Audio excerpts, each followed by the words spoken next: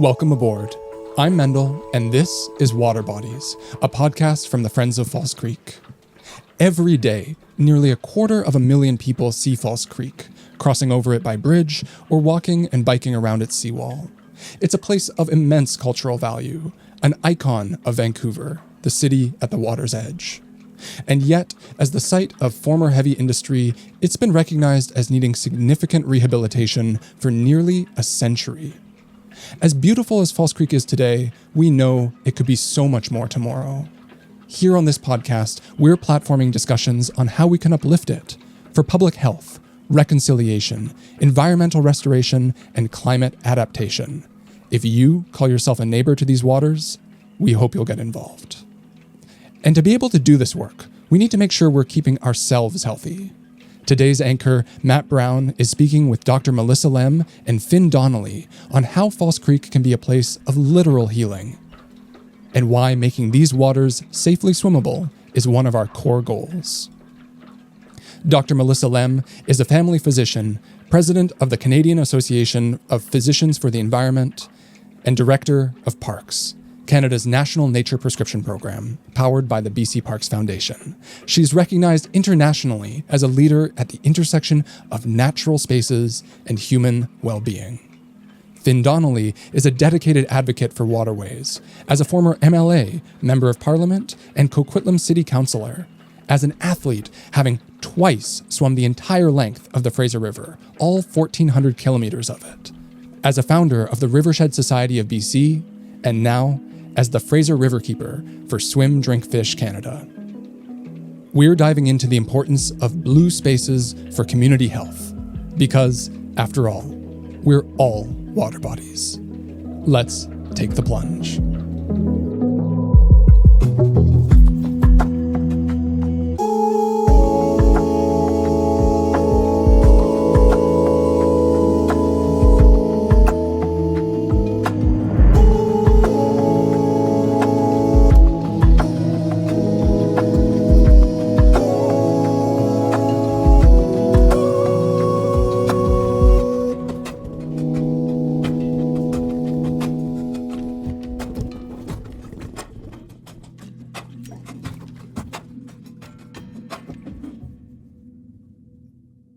Melissa and Fin, having you here is special for me because I think the two of you embody what connection means, not just to nature, to water, but I think in general to advocacy and shaping policy and things that matter. And I wouldn't be able to do this if I wasn't given opportunities to connect with nature and to water. And I think you are the two, in my eyes, that are so important as catalysts to this.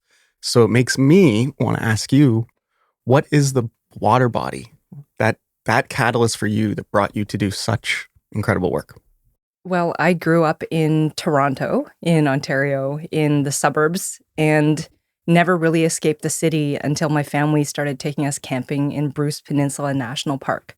And I still remember the first time we hiked to the shore. It was the Cypress Lake campground, and seeing this massive expanse of water where you couldn't see the opposite shore. It was just this blue-green, clean, clear body of water. And my parents actually, neither of them swim. They grew up in rural China. They never learned how to swim when they moved to Canada. And so we went out on these kind of inflatable mattresses, in fact, that we were sleeping on in our tent. And I remember kind of being on the mattress and paddling and kicking out incredibly far, and then just looking around me and being surrounded by only sky and lake and seeing my family far back at the shore and getting this sense of the immensity of this body of water and how small I was in it, but the people I was connected to being just within sight. So that was a real formative experience for me, is experiencing this big expanse of lake water for the first time camping with my family.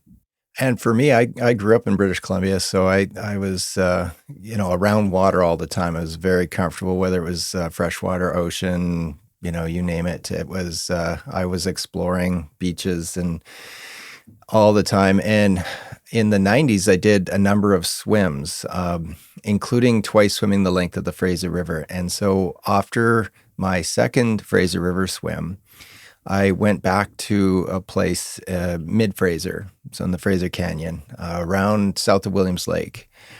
And I hiked up and on the edge. It's called Dock English Bluff. And you get an amazing perspective on the cliff. And I was able to look north and look south and think about what I'd just done with the swims on the Fraser River.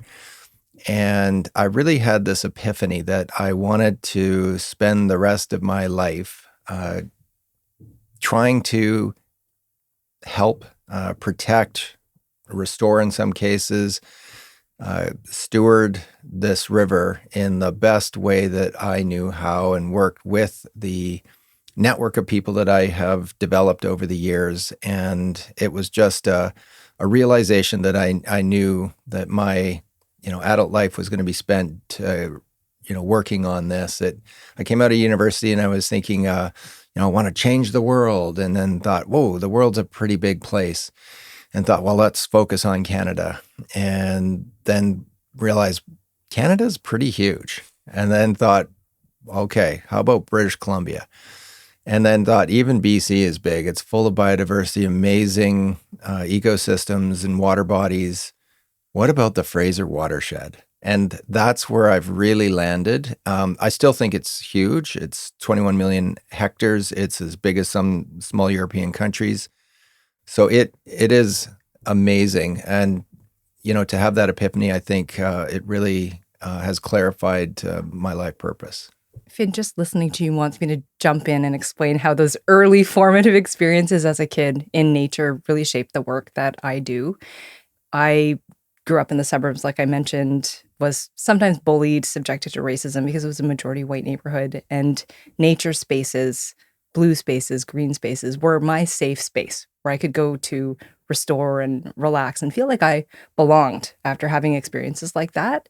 And I don't think I knew it at the time. I didn't know where my path was going. I was 8 years old at the time.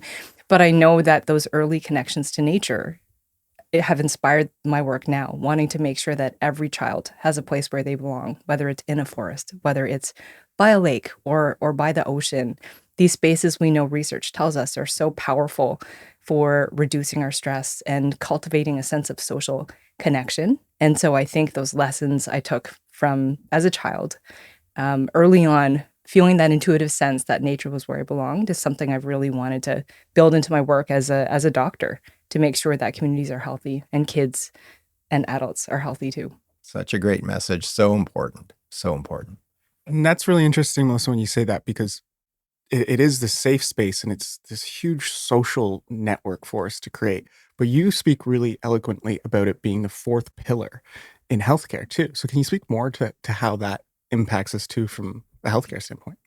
Well, I'm Director of PaRx, which is Canada's National Nature Prescription Program, an initiative of the BC PaRx Foundation, which is the official charitable partner of BC PaRx.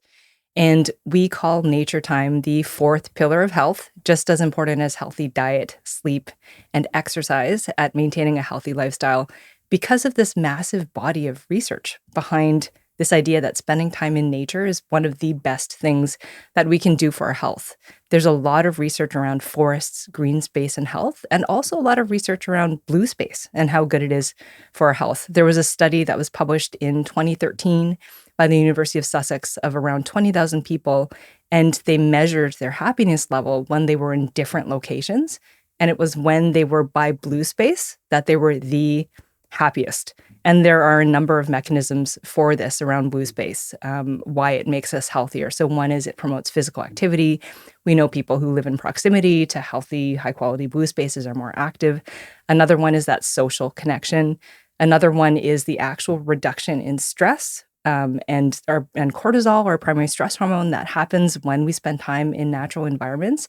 And then last but not least, blue spaces tend to also have other features that are good for our health, like green space, like tree cover, which moderates high temperatures during heat waves, which reduces the risk of flooding. So there are all kinds of different mechanisms, according to the research, as to why blue spaces in particular are good for our mental and physical health. What is fascinating to me a bit on that too is that blue spaces are, the blue mind theory and everything like that. But when you talk about cortisol and the stress levels, it's like cities automatically raise those with light pollution and so many different things. So False Creek is kind of this amazing space that we could have here in Vancouver, that we give people the opportunity in urban settings to do that. And I'm curious in your work on where urban settings lack in the ability to start removing barriers to get people more in not just green spaces, but blue spaces, but overall access to those types of things. This is a real issue, is as people move away from rural areas into urban areas. Right now in Canada, about 75% of people live in cities. That connection between nature and us as humans is starting to be severed. It becomes an issue because, as we mentioned, nature is the fourth pillar of health. But what if not everyone can access nature? I know for green space, there's this rule called the 3-30-300 rule that will know that everyone is living in a nature-rich and an adequate environment when they can see at least 3 mature trees from their windows, when there's at least 30% tree canopy in every single neighborhood across the city, not just the wealthy ones, and when everyone is within a 300-meter walk from a high-quality green space. So far, there hasn't been a rule like that generated around access to blue space, but I think this is something that researchers should look into, particularly because of all that evidence behind the health benefits of blue spaces. So maybe we could expand that 300-meter rule to also having access to a blue space. And we know that it would likely improve human health outcomes. That's fascinating, Finn, because I know your work in policy has, in Coquitlam, when you were working on, if new buildings come, there has to be green space attached to it, which also makes me think about the work that you've done personally connected to your work policy-wise on perception of water bodies. You have swam through, disgusting pollution in many areas. And False Creek, yes, the evidence is there that there is pollution here. But for us to start to really attack at the implementation of policy and change is how we start to change the perception of that. And I've worked in the sector of just getting people into the water. Access isn't as easy at all as we say it is. So how can policy change the perception of that? Yeah, just on perception, first starting with that, it was really the point of the Fraser River swims is, especially in the lower Fraser, where a lot of people are very, where they settle along the banks and live, are familiar with the Fraser, and they think, oh, that's a polluted body of water, I don't want to go in it. And so that was part of my point, is to swim in that body to say, why is it like this? This should not be acceptable.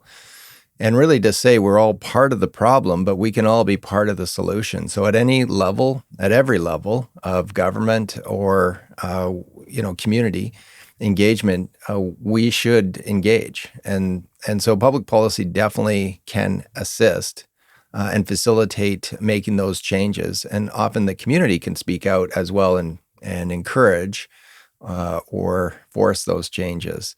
So yeah, just getting access, it's often less on the minds of policymakers unless it's brought forward by users. So to have, folks like Melissa bring out the connections and really show what's often intuitive in people, but to really bring out the evidence and the research to show decision makers, no, there's a solid body of evidence to say why that's beneficial to have access to waterfront or to water bodies, allows for planners and city shapers and makers to actually start to think about how do we do that.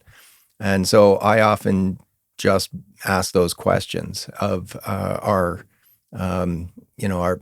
city council or provincial government, and ask about how is our policy allowing for that. And it's a discussion. Certainly in some places it's not a priority because of funding or other voices have been louder. So it's a combination of how do we as a community raise our voices, provide a solution, and not just what the solution is, but also how it's going to be financed.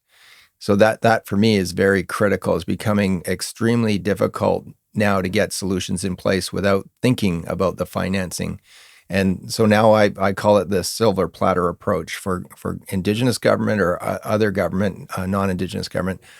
The more you can provide a solution with a way to finance that solution, the easier it becomes to implement. So thinking about access to water bodies, same thing. Melissa, you've also worked on the policy side of this and have done a really good job of advocating for us to support more government policy on these types of things. How's the response been to the evidence, very strong evidence that you bring to this? So this is work that I mainly do on the Canadian Association of Physicians for the Environment side, which is an advocacy organization led by volunteer physicians across the country. And nature and biodiversity emerged as one of our strategic priorities a couple of years ago when we did that planning. And it mainly happens, the advocacy, on local levels. So we have chapters in every single province, and typically they'll identify a local issue that has to do with the environment and health, and then mobilize local health professionals, connect with outdoor and nature organizations to try to push for healthy policy. And so it depends on what the local issue is. Thinking about the work that we've done here in Vancouver, I can't say that we've done a lot of specific directed work on advocating for healthier local watersheds and water bodies as of yet. But I do remember a personal experience that I had after our family bought a stand-up paddleboard that we made sure could fit the weight of all of the people in our family. I think it's something like, anyway, the capacity is 400 pounds or something. And I was talking to a friend of mine and saying, we can have access to everything now. Like, we can paddle out into the ocean. We can use this kind of like it's a kayak. And I can't wait to paddle up False Creek. And she's lived here for a long time. And she said to me, Melissa, did you realize that how polluted it is? Like, I wouldn't paddle your stand-up paddleboard up False Creek.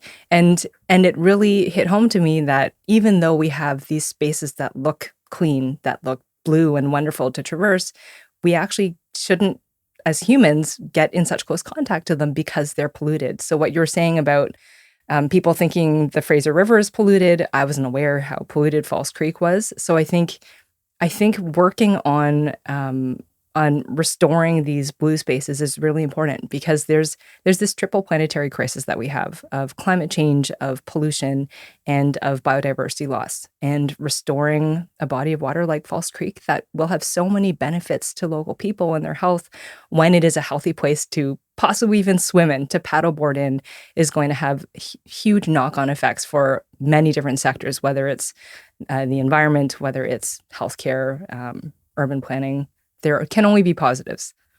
It's funny you say that, the planetary, because I feel like that kind of trio fits into what I always say is like this new constellation of crisis that we have. And False Creek to me is interesting because we have such a big push for housing development within Vancouver, and it's going to be rapid around False Creek, that how are we making sure that there's versatile implementation of blue-green roofs and the policies that don't cost people a lot of money, but also are going to have really tangible impacts on improving water quality to these areas, that it's like we only get those people to start to support that once they have that connection. But right now we're putting up barriers for it. And I think about personal stories, Finn, one that I heard from Celia Brower, the late Celia Brower, who was the original founder of False Creek Friends Society. And it was when she first moved here from Montreal. She was over at Jericho, Spanish Banks area, which I know, Melissa, you know very well. And she was discovering Vancouver, and she said, wow, this is such a beautiful place. I just could sit and watch the ocean. And a series of canoes comes cruising along, and she's going, what is happening here? And there's a guy in the middle of those canoes swimming into Vancouver. And she wants to learn more about it. And it was, I think, your first swim or your second swim? Your second swim. And that launched someone, Celia, who was incredible in her advocacy around, from the health of False Creek to, trying to halt the expansion of Trans Mountain Pipeline. And it wasn't even her connection to the water. It was her seeing someone else in the water there. So I always think about how we expand that connection from what we get to do to getting other people involved. Is how did that first swim and second swim, how did it build the movement of people to start to get into the water? Yeah, Matt, I think you're talking about the ripple effect, and that's absolutely. Celia was one who, was really inspired by that act, and it was. I was inspired when I was a kid by Terry Fox. Terry Fox, tried to run across the country to draw attention to human health issues, and I thought, like Terry, I'm concerned about human health, but of our environment, of which we get our health. And so I wanted to do something. So these swims were a way to do that. And then really you can't do it alone. You need others, a network, a community, public policy. I mean, all things ended up leading to public policy, but initially it was engaging people. And Celia was one of those who saw that flotilla of canoes and saw this lone swimmer coming into Falls Creek. I know it was my second swim because the first swim I ended in the estuary of the Fraser, and the second swim I came right down into Granville Island and finished in Falls Creek. And that was 25 years ago. And at that time, it was very much, what is he doing swimming in that body of water? It's not a clean body of water. And at that point, there were some definite issues that I could see, smell, taste, coming into that body of water, but it has vastly improved over the last quarter century for sure. And we need to, I think, continue that effort to restore water quality and improve well-being, because I think we're fundamentally connected to the water bodies and the surroundings that we're in. And it's absolutely critically important that we continue to work as a community to say that either it's not acceptable to have that level of pollution or to treat nature that way, and that we must engage in how we protect, restore, and maintain or steward the lands, the watersheds. And I think we can absolutely do that. It's not going to come easily. We're in such a divisive world right now with, it's such a dichotomy. We have, this on one side, where facts don't matter. It's just unbelievable that, science-based, evidence-based decision-making almost for one half of the electorate, the public, whatever you want to call decision makers, it doesn't matter. And then on the other side, very much matters. It's very important. It's critical. And I think even for me, it's what develops common sense. So it's critically important that we have that, we develop that, and we build community around facts, information, knowledge, experience, wisdom, and then we apply it. And I think we have way better outcomes when we do that. So that's the kind of world I'm working towards and want to be a part of. It's so nice to hear you say, like, the people that inspired you, the way you inspired Cecilia, Terry Fox, Melissa. I think about you've won awards with the likes of David Suzuki, Margaret Atwood, and Chris Hadfield. And now you are going to be one of those people that set that standard for people and that they follow. And you spoke about 15 years ago when you started the literature into this. Do you think now this is going to be talked about in medical school more often, or become such a regular thing that now starts to make the intersectionality of public policy and public health and the environment start to become so much more normal? That sounds like a leading question, Matt, because But so yes, the reason being that we are actually breaking ground when it comes to policy around education and practice here in Canada. At COP16, the UN biodiversity version of the climate COP that happened in Montreal in 2022, the Canadian Medical Association became the first National Physicians Association to endorse a nature prescription program. So that was our PaRx. And in fact, earlier that year, in October, they published their Environmentally Sustainable Health Systems in Canada policy. And right in that policy, in fact, it said that every single medical student and resident should be taught nature prescribing, and every physician should adopt nature prescribing into their practice to promote environmental stewardship values. And this was, again, the first time that any National Physicians Association had enshrined a recommendation for education and adoption of nature prescribing into practice. So there are different medical students and learners across the country who are really excited about this concept of nature prescribing, who are working to try to incorporate it into their medical training, along with other planetary health measures. But yeah, it's something I'm really proud of, is just the profile that nature prescribing has gained within Canada and the broad support from the health sector. And I want to point out, this is not the case internationally. I've had so many different conversations with international colleagues, whether they're PaRx workers or organizations or healthcare professionals, and they say this concept of nature prescribing is a totally foreign one, that it seems like woo-woo and not evidence-based to our colleagues. And they say we've had real barriers, real trouble in socializing it among in the health sector.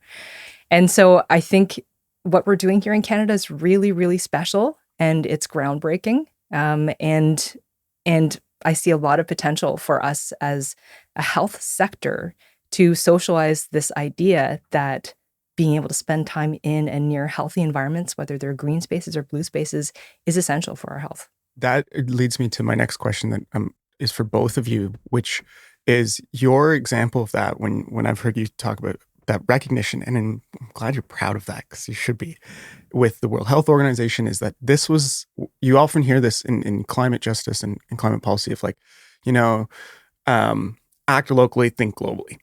And I was like, yes, those are great slogans, but what do they actually mean? And to me, that is kind of defining that and giving it substance. And it's what we think about with False Creek often, with the goal of False Creek Friends Society is to get False Creek designated or start to work towards the idea of being an urban national marine park. And with that, the substance is it becomes a living lab, something where we are working first and foremost to acknowledge Indigenous rights and start to learn how to blend traditional ecological knowledge with Western science, engage the community to be part of that learning journey.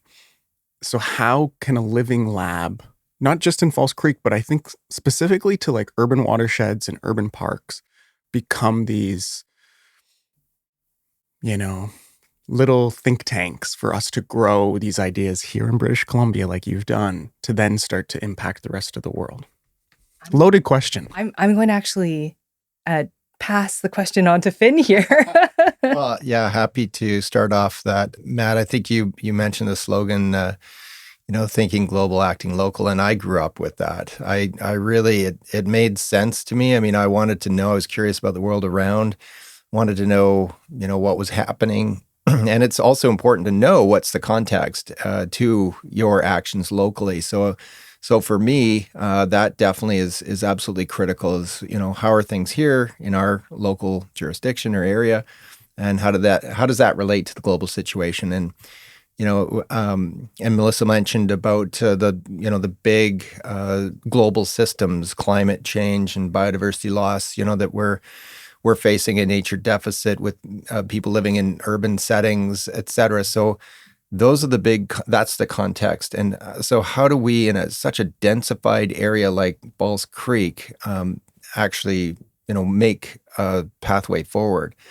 And I think we absolutely can. And we have to combine the traditional knowledge and Western science, evidence-based decision-making, and, thousands of years of living here, working together for those solutions to say, how do we include water bodies like False Creek, whether it's through Indigenous protected and conserved areas or other constructs that I think will help steward the land and water in a way that will get us to those solutions. We have to think innovative, creatively. We have to work together. The city needs to work with nations, with senior levels of government, with the community, with the private sector, with others, all the users that are involved in shaping the community need to be at the table working together to figure out, how do we protect the area that we love? How do we live here? So many people around the world want to come and live in Vancouver. They want to live around False Creek. And you look around as we are doing this talk at all the towers here, and the density it's amazing. So we have to take that as our local context and still find ways of protecting Falls Creek, of improving the water quality, improving our well-being, our connection to it, our accessibility to it, public spaces, uses. And I think we can, but it's going to take effort. It's going to take vision, innovation, and then just, working with our governing bodies to ensure that they're fulfilling that mandate of, improved well-being. And I think what's great about bringing things down to the local level is that we can see ourselves in this work. When you say something like we're working towards 30 by 30, it sounds like this huge, difficult to achieve goal. But when you can break it down into something on the local community level that people can see themselves in and mobilize behind, that becomes really powerful. And I just want to speak to the example of our nature prescription program.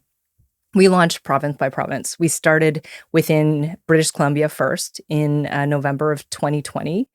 And I tried to make connections with different health organizations and parks organizations across Canada from my, little office in Vancouver. And they actually didn't really pay any attention to me. They either said, nope, we're too busy, we're focused on other things, or they just didn't answer because it was someone from British Columbia trying to engage people in Nova Scotia. But it was really when we engaged our larger Canadian Association of Physicians for the Environment membership, who had real ties to the local provincial health organizations and parks organizations, who had real ties to the nature in their community, when things started moving, when it became very regionally and locally relevant to them. And then the rest is history. When we established collaborative partnerships and innovative partnerships, like between doctors' organizations, Nature Prescription Program, and Parks Canada, that we have a collaboration with where our prescribers can prescribe free Parks Canada Discovery Passes to their patients. Or we also have a partnership with Pacifica Paddle Sports, in fact, on Vancouver Island, where you can get discounts to their kayaks and their kind of their watercraft. Becomes really exciting and innovative. And that's what really put us on the map globally, is our partnership with Parks Canada in particular, where they thought, wow, doctors can prescribe park passes to reduce barriers to nature access for their patients. This is really innovative. And it's something that seems so Canadian too, like prescribing nature, to patients. When you think of Canada, what's iconic about us? The soaring mountains, the beautiful oceans, the beautiful nature that we have. So bringing all those pieces together, local context, local champions, and what makes our community and our country and our province iconic can really create some awareness and energy for action. One thing I just wanted to add to what Melissa's saying is sometimes it's the right people in the right place at the right time with the right context. It's when the magic happens, and that's when I think you get those solutions and that innovation.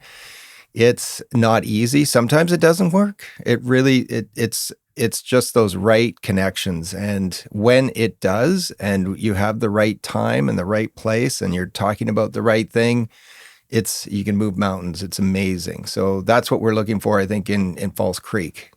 Yeah, it's funny. Both your answers have me wanting to go in two separate directions. So I'm going to keep one I'm going to get to, and that's that I think you mentioned this on Canadians, and it's like we're in a moment right now where Canadians are unified. We're feeling patriotic again, and we have this opportunity now to lead. But it also makes me think about the idea of the prescriptions to nature. And I think about, I grew up in it was a rural area. So I was lucky. I was around nature. But I always saw everyone from the city coming to my area. And when I lived in Toronto, Melissa, you know this, it was like everyone had to leave to go find nature.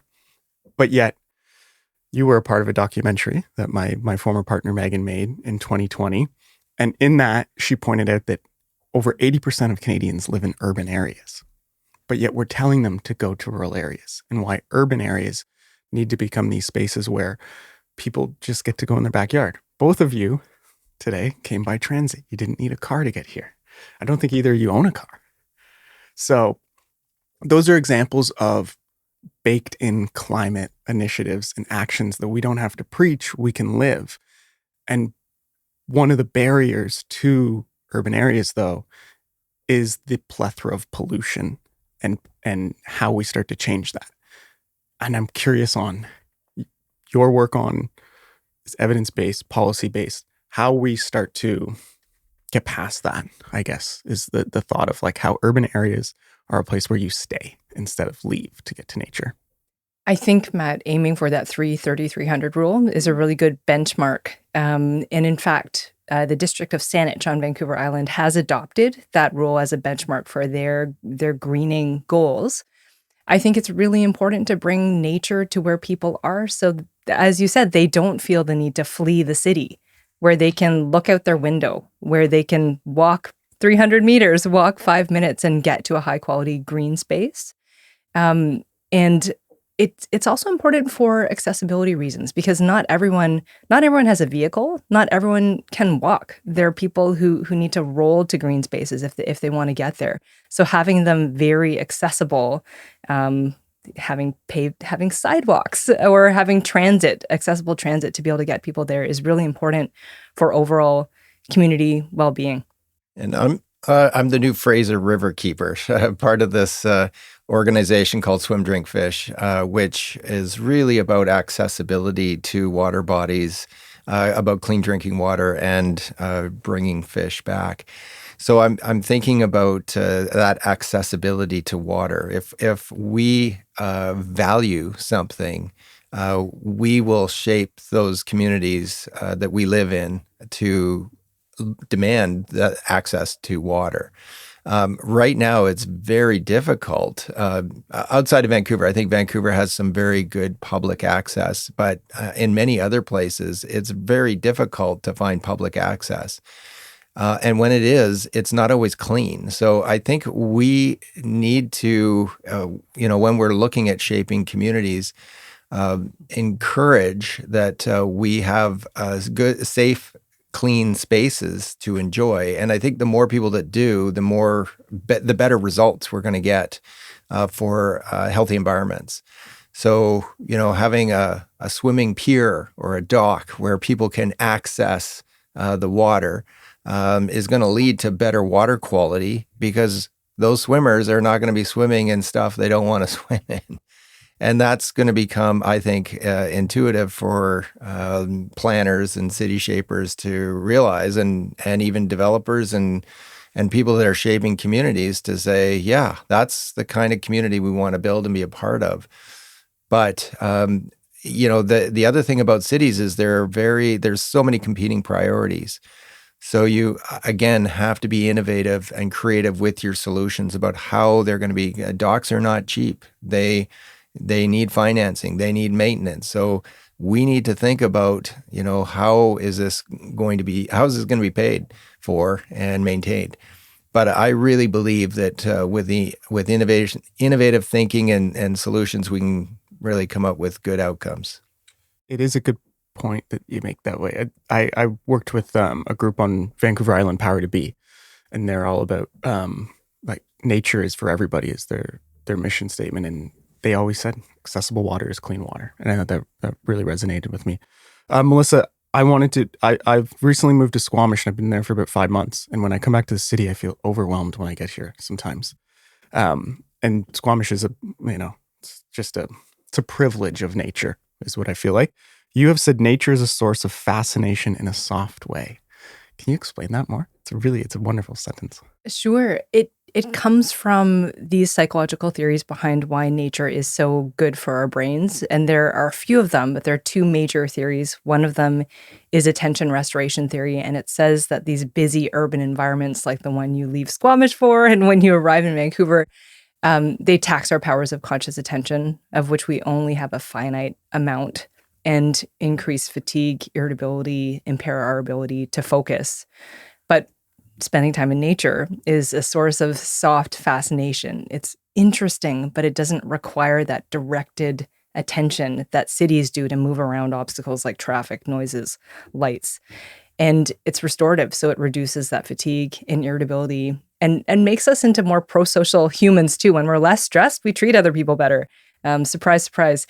There's another theory called stress reduction theory that says that when we have a stressful experience, being around nature helps us recover faster because of those restorative qualities. And it speaks to this evolutionary perspective which says that when we spend time in biodiverse environments that have access to clean water, vegetation, heights you can climb up to get away from predators, things that you can use to build shelter for your community, that this is an evolutionary advantage. So our brains are hardwired to want to spend time in clean and biodiverse environments with water sources because it's a survival benefit. So it's no surprise that when we look out into the ocean, there's an evolutionary signal that it sends. There are fish there. I can travel using this body of water. It's good for our brains immediately, but also in kind of a historical and biological sense. One personal experience in forests, I just notice how quiet it is. The air is so clean, and I'm able to think about things that I've just don't often think about in my busy daily life in the urban setting I'm in, or if I'm in the water. It's again so quiet and peaceful, and I love being in the water. So I'm comfortable and at home, and I feel just like I can do my best thinking there, and I just enjoy it. So that's, I mean, I don't have the knowledge of Melissa about why I think like that or feel like that, but I experience it, and it's intuitive and obvious, and I feel that way. I just feel so rejuvenated when I've had an experience in a forest or, in nature or in the ocean or fresh water. So, I mean, the more that we can have places like that to be in, or to, even if it's to visit, the better. I think we're going to have better outcomes when we're sharing the planet with other beings as well. That for me is really important. Yeah, it's when you say sharing the planet, and now that we're nice and calm off all that, I'll lead us to a rather tumultuous political climate that we are living in, and seeing that there is a vacuum right now on climate leadership when you look at what's happening in the US. But it also is an opportunity when you look at, are we the size of America? No, but we are still a leader. We're a G7 country. We still have the opportunity to put climate policy at the forefront of it. And not that we need any incentive to do that, but it feels like right now there's an opportunity for us. And this is where I go back to, as Canadians, where we're united, we're trying to be patriotic. Is this an opportunity for us to look at pushing forward the intersectionality? I think of is that climate is that big umbrella that encapsulates everything. If it's the cost of living, it's social programming, it's housing crises, it's biodiversity, all of these things fall underneath that, and we can become a leader in that. Is this a time that, dare I say this, we feel hopeful for? It's going to be a challenge. I'll put it to you bluntly, Matt. I think the world is shifting. We've just come out of COVID, this global pandemic, and we're now, I think a lot of jurisdictions are belt tightening. We're moving, it seems, to austerity. So it's going to be very challenging. But for me, even more important, as evidence becomes clearer about the impacts of a changing climate on our planet, on our cities, on our communities worldwide, and especially in northern and southern hemispheres, it's, we have to. The cost of doing nothing or dragging our feet or slowing things down is going to be enormous, continue to be higher and higher. So we absolutely have to, I think, but we have to put it in an economic lens at the moment. I think it's the political context that we live in. So I think context is everything. So I think we have to think about how environmental benefits, ecosystem benefits will be better, will assist economic benefits. Who wants to live in a place that's polluted or damaged or just barren of nature? Not many people put their hands up. So that's what we really need to think about. How do we reframe the climate crisis with an economic lens for environmental benefit?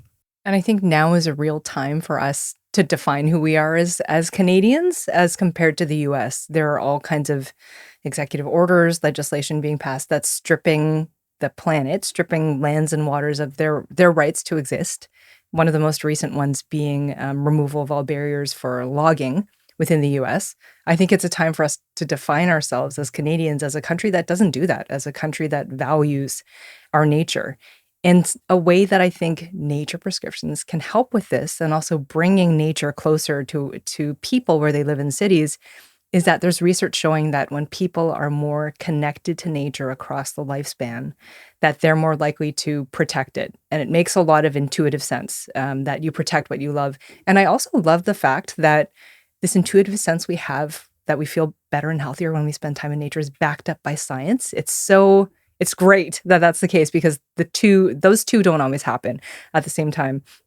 But people who are more connected to nature also engage in more pro-environmental behaviors and hold more pro-environmental values. They tend to recycle more. They tend to conserve more energy. They tend to vote for climate champions. So I like to think that every time we bring someone closer to nature in the city, or we prescribe nature through our program. We have over 16,000 prescribers right now across the country who have issued over 1 million nature prescriptions to their patients, that we're doing something positive for the planet at the same time. We can be really active, I think, in the spheres of influence that we have. In my case, it's with CAPE or it's with nature prescriptions, but I think every little bit counts. But if you can amplify those little bits into a larger movement, it becomes even more effective. And reducing our healthcare costs. I was just an MLA for the last 4 years, and that is one of the biggest costs that our province faces, is our health system. So that better outcomes, prescribing, you need to be in nature more, and better outcomes for our wallet, fiscally as a province, makes sense to me, right? It's future oriented, it's, long-term thinking. And it's also right now, this is how you're improving your physical self, your mental well-being.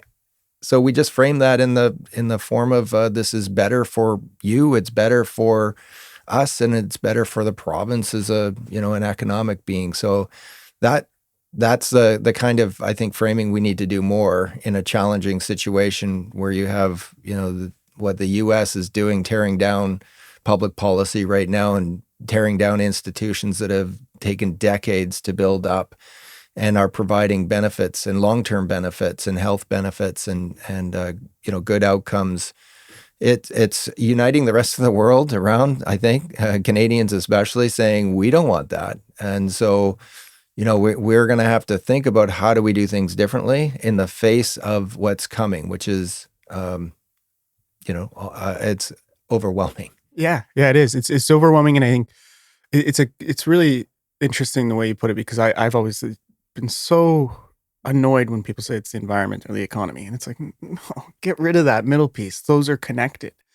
And the reality is you see some people saying we're going to spend our dollars in Canada, we're going to do these things, and it also is an opportunity in my mind of we can start to look at the adaptability we need.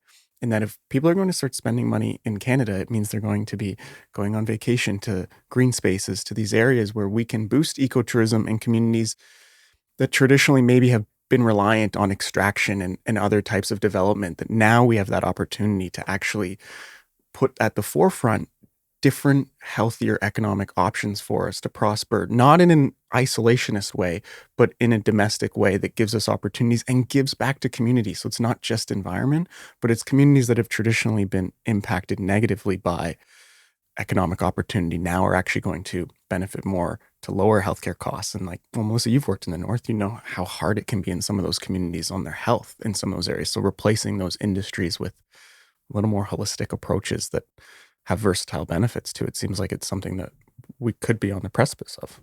I really hope so. And I think it requires a shift in thinking about natural resources as also resources for humans, and to kind of highlight that human health benefit as just as important. I had a conversation with Dr. Won-Sop Shin. He's the former Minister of Forests in Korea. He was originally kind of this wonky researcher, actually did some of his graduate training in Canada.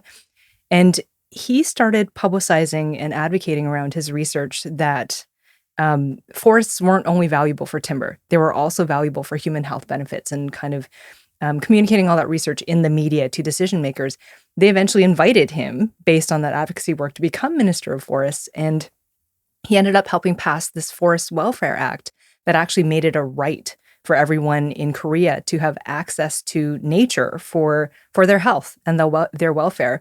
So I think this is an example of how you can really take research and use it in advocacy and start influencing government policy. And I think that's what we need to see here in Canada is acknowledgement of the fact that these are resources for timber, for fish or whatever, hydropower, but also that they have human health benefits, and those should be just as important and valued. More we add value to our watersheds, the better outcomes we're going to get, whether it's for people or for business or for communities. So I think working with Indigenous partners has really opened my eyes to that longer term thinking. And I think that's really what the challenge of that short term thinking that we've got into in the last 150 years is really just 4-year cycles of how do we maximize profits and move on. We have to get away from that thinking to, we're here for a long time. We are here we live in this place. We want to take care of this place. We want to add value to this place. We want to be good stewards of this place. But we also want to make a living. So that is definitely a challenge. And I think as we transition from an extractive, a resource extractive way of being to some other less intrusive, clean economy, hopefully, way of providing for ourselves and our communities, I think the better off we're going to be. But we need to come up with those solutions to help with the transition. How do we finance that? What public policy do we put in place that assists, not resists that? And especially it's really tough right now because we're looking at how do we fast track some big resource developments in the province. Some are clean economy focused, others aren't. But it's going to be up to communities to determine what's acceptable or not. And also, I think it's going to be up to proponents to provide good, thoughtful solutions that are feasible, economically as well for everywhere, whether it's urban or rural. Melissa, being a Kits resident, what would you prescribe your neighbors in False Creek? I would prescribe them a walk along the seawall. This is a prescription I fill myself all the time with my family. And it's funny, we don't own a car, as you mentioned. And so we do a lot of walking and biking and also take transit. And places are not as far away as they feel when you're in a car. When you start actually walking, you notice, 5 kilometers goes by in a jiffy. So I would say I would prescribe walks along the seawall and think about how clean and how great we can eventually make False Creek if we put good policies into place. It's a good way to think. I like that. Finn, for you, what does it take to get False Creek swimmable one day? I think we're going to have to start valuing water quality and the place that we live in. But one thing for me that having gone through all levels of government, first locally, then federally, and then the last 4 years at the provincial level, it's really working with our Indigenous communities. I think that's the way forward. I feel a lot of hope working with, I have a Squamish name. The Squamish Nation gave me the name Iem Yoyos, which means strong swimmer in the animal world, or orca. So I got that name. I was given that gift in 1997 after a couple of years after my first Fraser River swim, and I was just blown away by being welcomed to their family. So I think working with our First Nation partners in communities to build communities, including False Creek, is the way to go. I think we have to start there and then build up our governance around that. I have one last thing I'd like you to end us on, actually, when you say that about Squamish, is that this being home to such a big population, you tell a great story about what the meaning of, there is no definition for wilderness in the N'Challa language. Can you explain that? Sure. This comes from an experience that I had with my family on a different body of water, the Pacific Ocean, when we were in Tofino on spring break, and we'd spent the day out on the beach, surrounded by seaweed, starfish, the sun, running away from the waves, and sun was setting and it was time to go in. And we're walking back along the trail, and I noticed this sign on the trail that stopped me in my tracks. When I read it, it said, "There's no word for wilderness in the Nechanic language. The closest translation is Wathiu, meaning home." And I know that when I spend time in these beautiful green and blue spaces around Vancouver and walk along Falls Creek, that I feel like I'm home. And I hope everyone who lives in this community can feel like it's their home too, and something that they want to protect. Well, thank you both for being such amazing advocates of protecting our home here on Falls Creek. Matt. Awesome. Water Bodies is a production of the Falls Creek Friends Society. Please help spread the word and get involved. Falls Creek could use your help. Subscribe to our newsletter at fallscreekfriends.org for the latest news and volunteer opportunities. And what do you want to see in Falls Creek? You can leave us a comment. Water Bodies is a video podcast on YouTube and Spotify, and an audio podcast everywhere else. We'll see you next time.